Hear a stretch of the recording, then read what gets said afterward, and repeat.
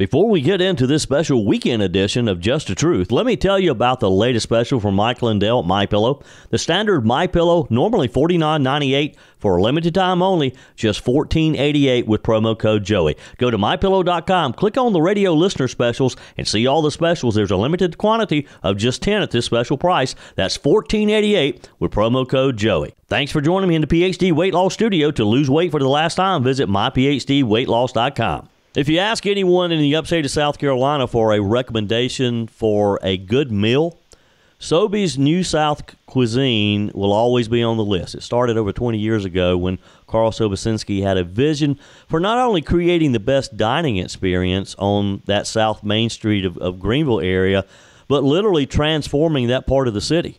And Carl and his team have done just that. On our guest line today, the owner of Table 301 Restaurant Group, Carl Sobocinski. Welcome, Carl. How are you? Hey, Joey. I'm doing great. Thanks for having me this morning. Sure thing. It's always a pleasure. So, Carl, let's go back to 1997 when you first opened your doors of Soby's there in an old shoe store. Some people probably thought you'd lost your mind because not only was the building in rough shape at the time, but that part of town wasn't the best place either. Did you ever think maybe you just miscalculated a bit? Today, I probably think, what was I thinking back in those days? But back then, and I've used this phrase before, I had three great things going for me. I was young, dumb, and naive, and so I didn't know any better. So today, 20-plus years later, multiple locations, what does it feel like to reflect on that journey over these past, what has it been, 28 years now, I guess? Yeah, it'll be 28 years in November, and gosh, there's so much reflection that goes on when something like a grand award is finally achieved. It's one of 97 in the world. And there's been so many people who have had a hand in it over the years, from 3 or 4 chefs that have been at the helm over that time period, 6 or 7 wine directors who have helped grow that from its infancy in day one till just this past spring or summer when we were bestowed with the award. Met so many people, have so many friendships and relationships, and have just continued to enjoy doing this every day and getting up with passion and a desire to continue to help bring great restaurants to this community. Yeah, and a big congratulations in order, Carl. Again, just recently recognized with the Wine Spectator Grand Award. I mean, only a handful of restaurants in the world can claim that. Talk with us about what this means personally to you and to your team. Yeah, this is one of those things. It's always nice to go out and compete and win an award, but so many of them, if it's a silver spoon at Fall for Greenville, let's just say you achieve it, you celebrate, you put it on the wall, and then you're kind of like on to the next thing. This has been a work in progress, and I remember in 2017 when the restaurant celebrated 20 years, I spoke with our leadership team and said, I want to earn the grand award for this restaurant by year 25. So we had 5 years. And we began in earnest that year and probably got set back a couple of years by COVID. But we still shot for our 25th year now, and our 28th year. We finally did it. And as you said, it's huge for Soby's, but not only for Soby's, it's really big for Greenville and the state of South Carolina. Of course. Walk us through that. You said that you and your team kind of talked about this. What does it take to earn this type of award? I mean, this isn't just something that it's not just about your wine list. I mean, this is really elite level stuff. What makes Soby's stand out? Well, before I say that, let me just read a sentence that we've had on the wall for a long time, and it explains by the Wine Spectator what the Grand Award is. It says, "This is our highest award given to restaurants that show an uncompromising, passionate devotion to the quality of their wine program."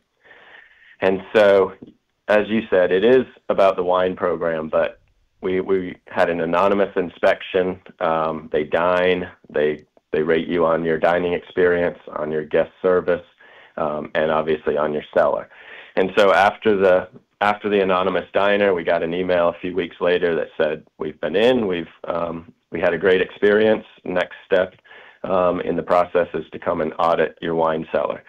So they set a date, and they came with a list of 15 or so wines that were on the list that we submitted.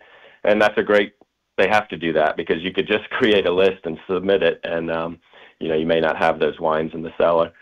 But they came in, we were able to take them to the bin where each wine was, pulled the wine out. It was the right temperature. The labels were perfect condition, and we were 15 for 15 on the audit. No wines were out of stock or anything. So, wow. So that was the final step. And then we still didn't know after that, because my assumption, it's a pretty secretive process, but my assumption is there's numerous restaurants that think they're ready for it and apply for the Grand Award.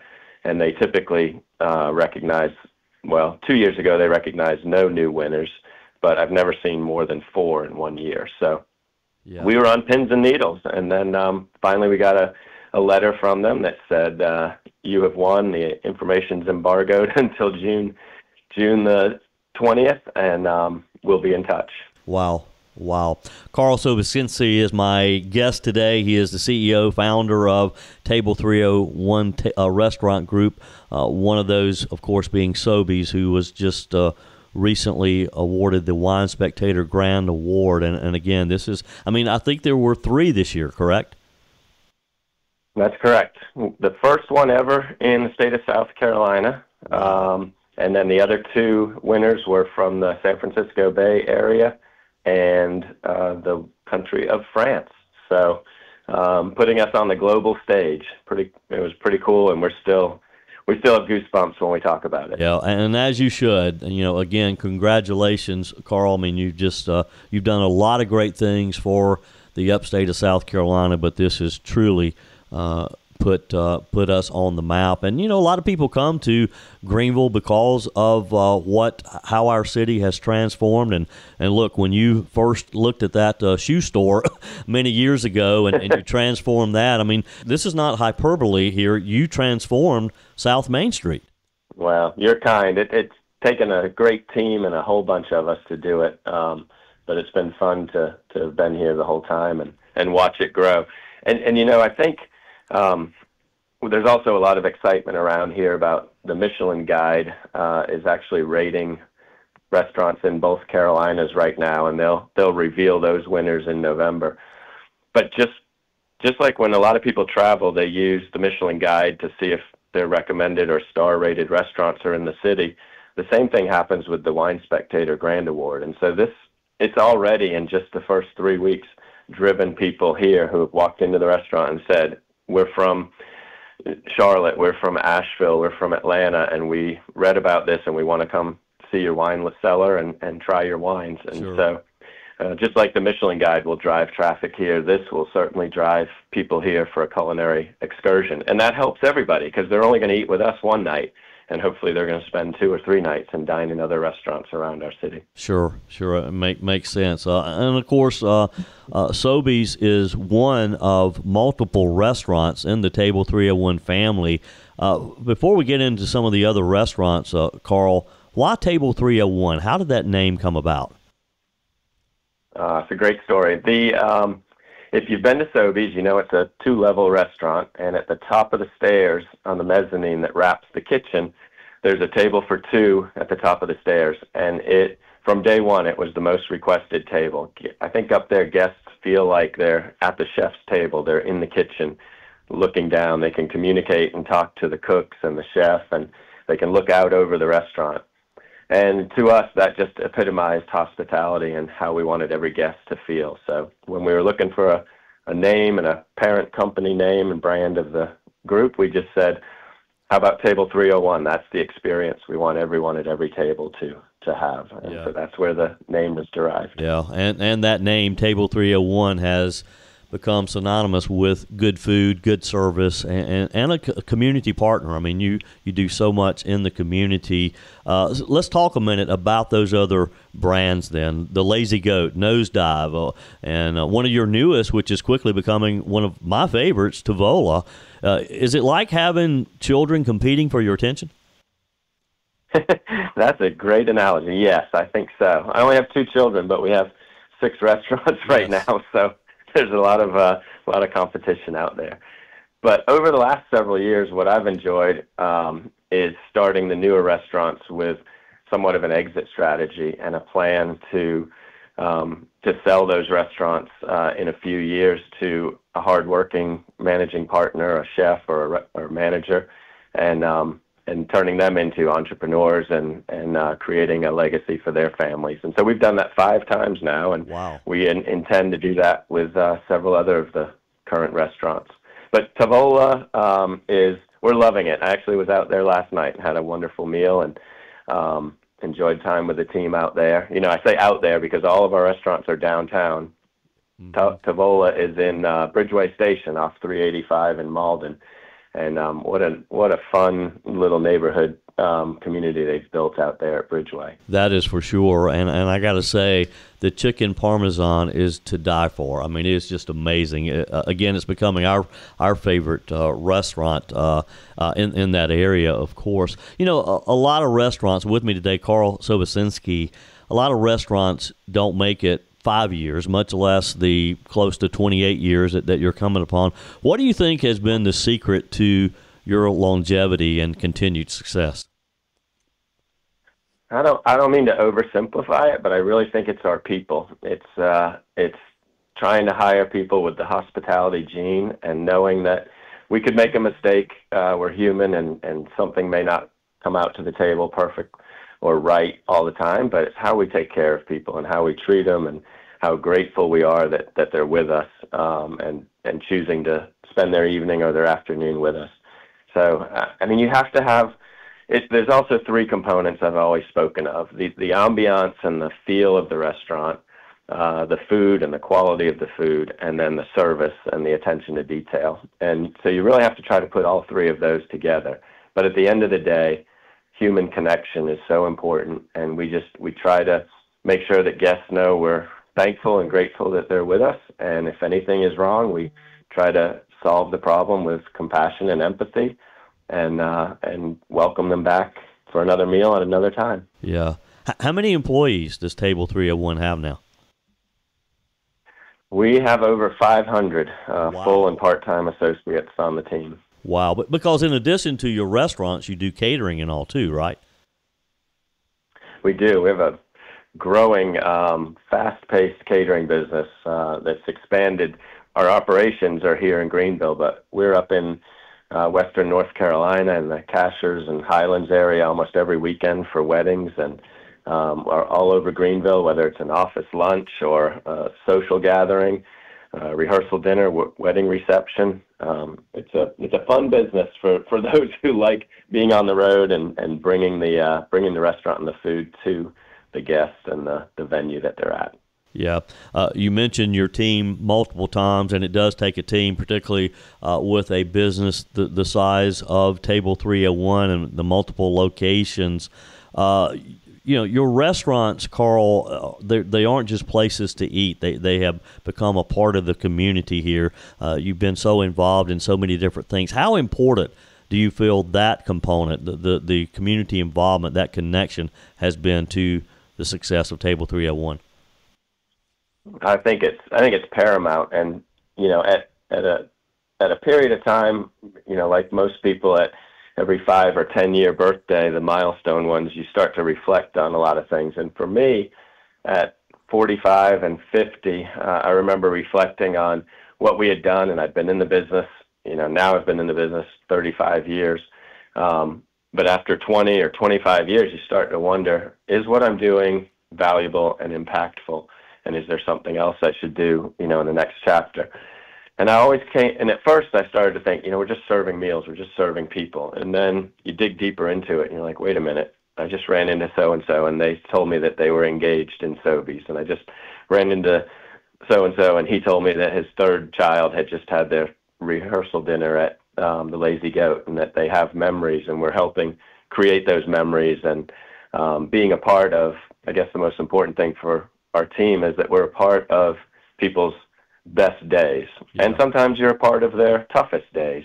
But as long as they're choosing to come spend that day and that time with us, then I feel like it's impactful and it's valuable. And makes me proud to be in this industry and be able to be a part of those special moments for people. Sure. Carl Sobocinski, it's always a pleasure to catch up with you. Again, congratulations on this Wine Spectator Grand Award. I can't tell you just how proud I am of what you've accomplished.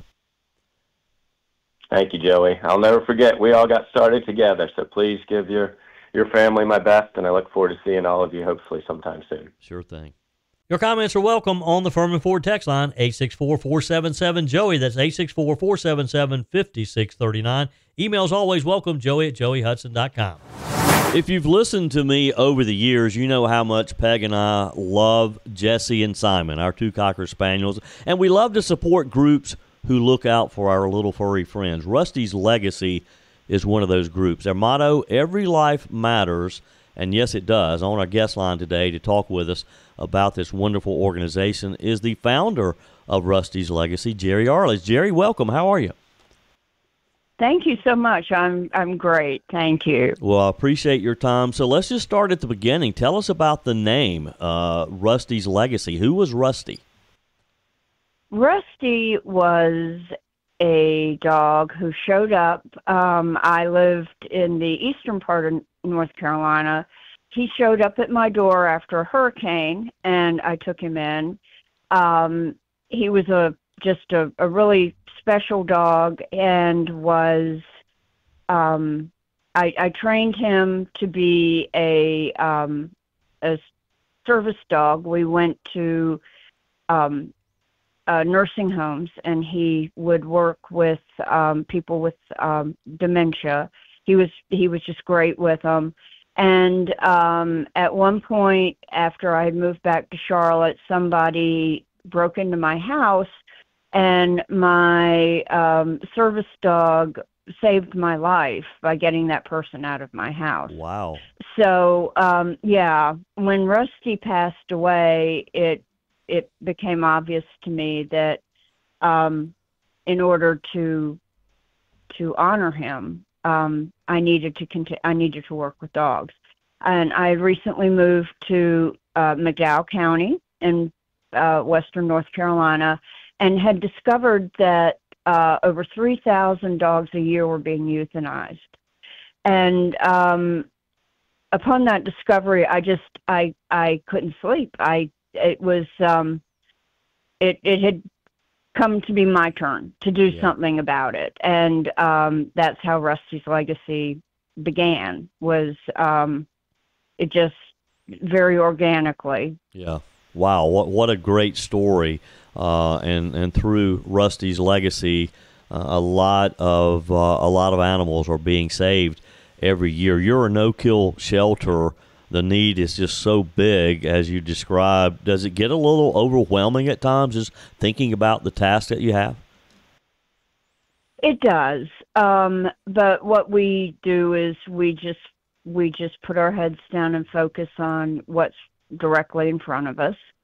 And in doing that, we're able to save a lot of dogs. We partner with the Shelter Dog Transport Alliance, and have the wonderful opportunity of sending dogs to our no-kill partners in the Northeast and in Canada, where they do not have the overpopulation that we have. So we send our dogs into well-qualified, very welcoming homes in other parts of the country, and that enables us to save more here. Yeah. On our guest line today, Jeri Arledge. She is founder of Rusty's Legacy in western North Carolina. You can find out additional information, and if you'd like to support this wonderful organization, if you'd like to volunteer, you can check out their website, rustyslegacync.com, rustyslegacync.com. How many dogs do you have at any given time? We're licensed for 40. We are a state licensed shelter. So we keep 40 at all times. We have a large foster network where we probably have between 40 and 50 dogs out in the community living with foster families. We as soon as we maintain a pretty long wait list of dogs who need to come in. Of course, the dogs who are stray and endangered are our first priority. We do work with several county shelters and try to pull from them as well to enable them to their mission of taking in animals. So it's a revolving door around here. Yeah. Jeri, talk with us more about your foster program, what is involved, and if someone who's listening to us today may be interested in doing that, what's involved? All we ask is that our fosters provide a safe and loving, nurturing environment for our puppies and our adult dogs, where they can learn to be good house dogs, good companions. A lot of our dogs come in, they have been outside on a chain or stray their whole lives. They've never stepped foot in a house. So they have a lot to learn before they are adopted into their forever homes.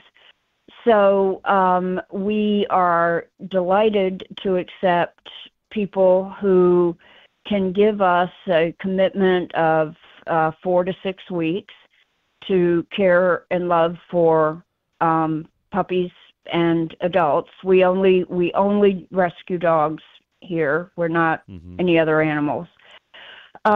We have a foster family application that is available on our website, which is rustyslegacync.com. People can go on there, fill out a foster application, and one of our volunteers will reach out to them and can get them connected with a dog that would be compatible in their household. The rescue pays for all food, all vaccines, any medical needs. Really what we're looking for are families that can just provide love. Yeah. Do you have any information, Jeri, as far as the number of foster families who end up being the permanent home to those dogs? I could never be a foster parent because I'd want to keep everyone. Yep, and we have, it's probably 50% of our fosters do convert into forever homes. Yeah. For a lot of people who are looking for the right companion, fostering is a great way to find out if it's like taking a dog on a test drive, and they can find out if the dog is going to be a good fit. And if not, then the dog has gained very valuable experience, and we have gained a great deal of knowledge about the dog. Living in a shelter, we don't see the kind of behaviors and personality that a dog is going to exhibit in someone's home. Sure. So it's a win-win whether the dog becomes a forever family member or not. And oftentimes our fosters, through their networks, will place their foster dogs with friends and family. So it really does cast the net wide for our dogs. Yeah. I can see how that would happen, because if you are fostering this dog, then you become an advocate for it to find it a new home, for the forever home. So I can see how that would work. With me today is Jeri Arledge, founder of Rusty's Legacy. Again, that website is rustyslegacync.com. Go online. You can see photos of dogs who are looking for their forever home. You can get information about the foster care program. Of course, you can also hit that donation button and help support financially as well. Jeri, obviously, you're in the western North Carolina area. You serve that area. How did Hurricane Helene affect your operation and your program? Thankfully, we are on the side of Lytle Mountain. So we did not experience the devastation of Hurricane Helene as so many did. What we were able to do is to take in the dogs that had been displaced during the hurricane. We took in 52 dogs the week after Hurricane Helene. We put out a plea for foster families, and people from around the region, many of whom did not have power or water, came and took in a dog temporarily to enable us to either locate the owner and get the dog back, or to provide for the dog and get it adopted through our system. So it was a tremendous effort by a very large community to take care of the dogs that came in during Hurricane Helene. Yeah. You know, it's just amazing. We received damage in the upstate of South Carolina as well, but nothing compared to what our neighbors in western North Carolina did, and we kind of lived through that process with so many of them. One of our sponsors and just dear friends is Ingalls and Melissa Level, and I stayed in touch with Melissa, and of course they had some stores that were heavily damaged, and and their distribution center. So we kind of walked through that with Ingalls as well. But everybody just pulled together, and it was just amazing to watch how people just jumped in to help one another. Absolutely.